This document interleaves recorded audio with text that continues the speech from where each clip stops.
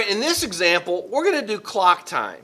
We're going to do a clock time calculation of elapsed time. Remember, elapsed time is the difference between when something begins and when it ends.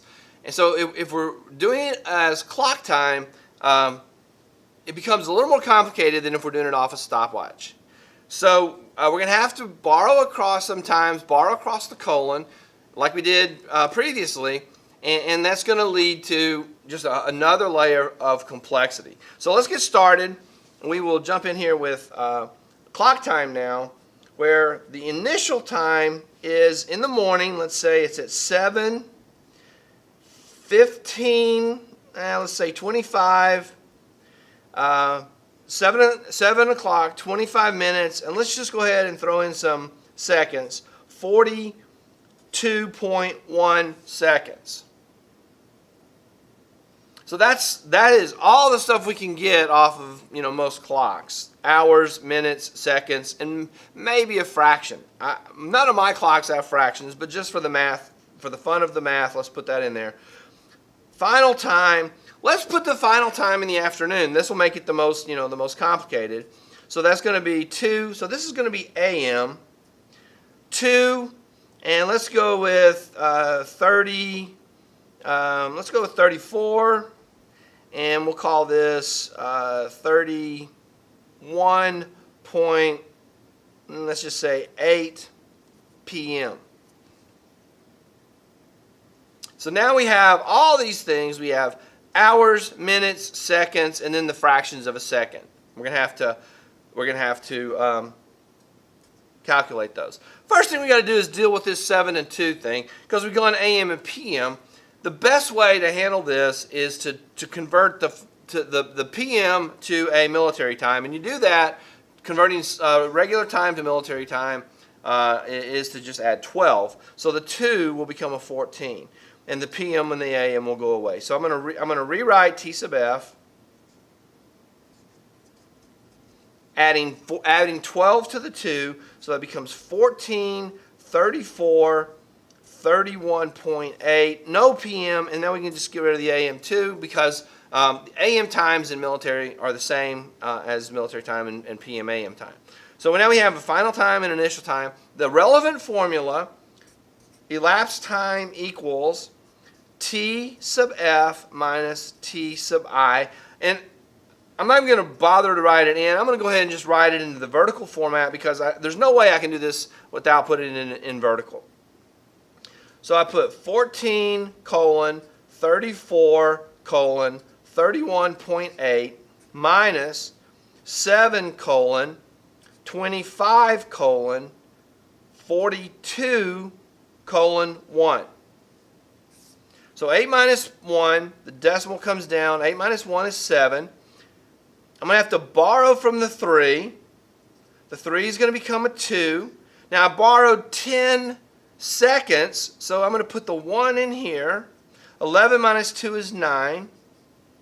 Now I've got 2 10s minus 4 10s. 2 10s minus 4 10s can't do it. I'm going to have to bring a minute across the colon. So the 4 is going to become a 3, and 6 sets of 10 are coming across the colon, so the 2 becomes an 8. Now 8 minus 4 is 4. I brought an entire minute and turned it into 60 seconds, and since this is the tens column for seconds, I add 6 to the 2. Now I've got 3 minus 5. I need to borrow, so I am going to take the 2, and that's going to become a 1 because I'm borrowing 10 minutes and adding it to the minutes. So that's 13 minus 5 is 8.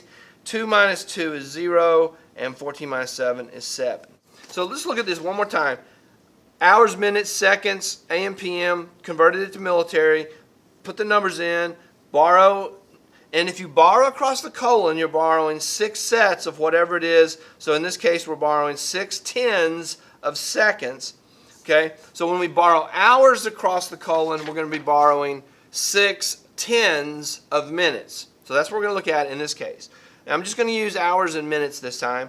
So T sub I, and we'll say that it is 8 let's say it's 8:59 a.m. and T sub F. And I'm going to go ahead and just make it military time just to save a step.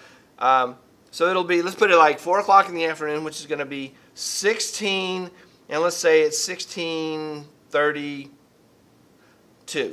p.m. Oh, now we're in military time, so we don't need the p.m.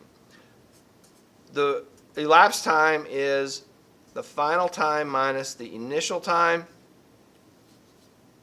My students like to comment on how poorly my handwriting is. So did my elementary school teachers. They like to comment on that a lot. Sorry. I'm going to put it in the vertical subtraction. Also, I'm writing with a Sharpie, so, there's that. 16:32 minus 8:59. Hours, you might just want to note that. Minutes, just so you don't get confused. Hours, minutes. So 2 minus 9 can't do it. The 3 becomes a 2. 12 minus 9 is 3. 2 minus 5 can't do it. Now I've got to borrow some minutes from the hours column. So this is the 10 minutes column here. So if I'm going to borrow into this column, I'm borrowing sets of 10. So when I borrow an hour, I'm borrowing 60 minutes, which is 6 sets of 10. So the 2 becomes an 8 now. Double borrowing. Bring the colon down, and I don't know what that's just a stray pen mark. Thank you. 8 minus 5 is 3, and that's a 3. 16 minus, I borrowed a minute from the 6, so that becomes a 15. 15 minus 8 is 7.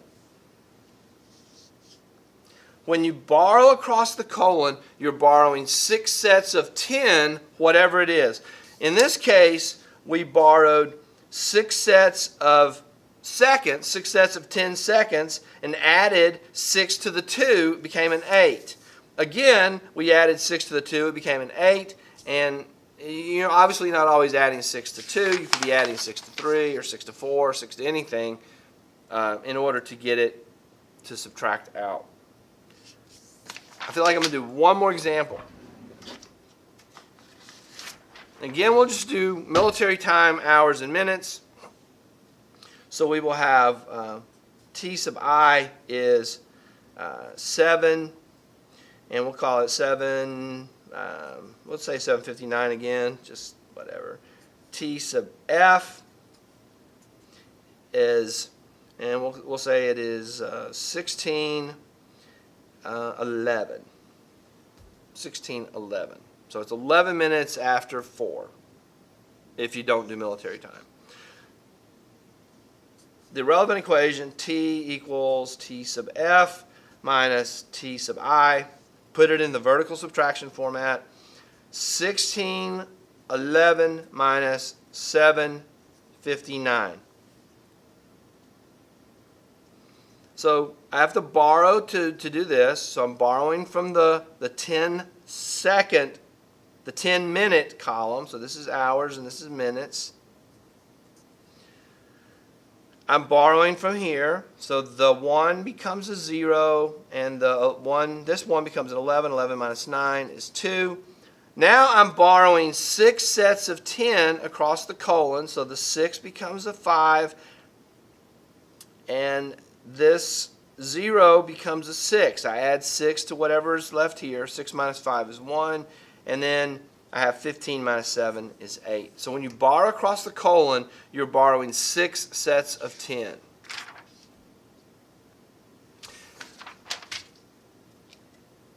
Calculating clock time, it can get more complicated if it starts on Tuesday. Let's say it starts Tuesday at 10 p.m. and ends on Wednesday at 2 a.m.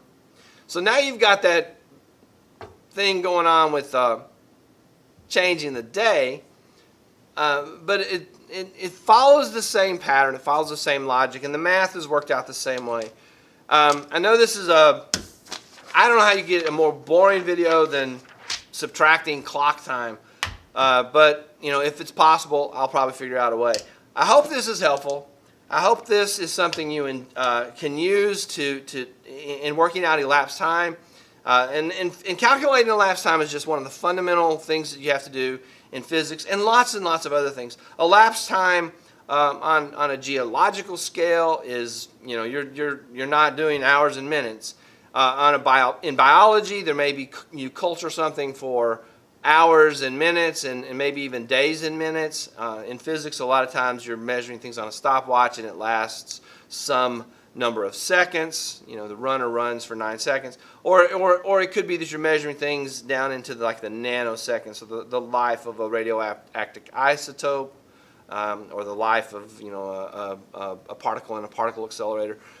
Elapsed time is a part of science in many ways. So hopefully this is a good foundation to get you going into that. Hope you liked the video. If you did, please click the like button, subscribe to the channel, and I'll see you in the next episode.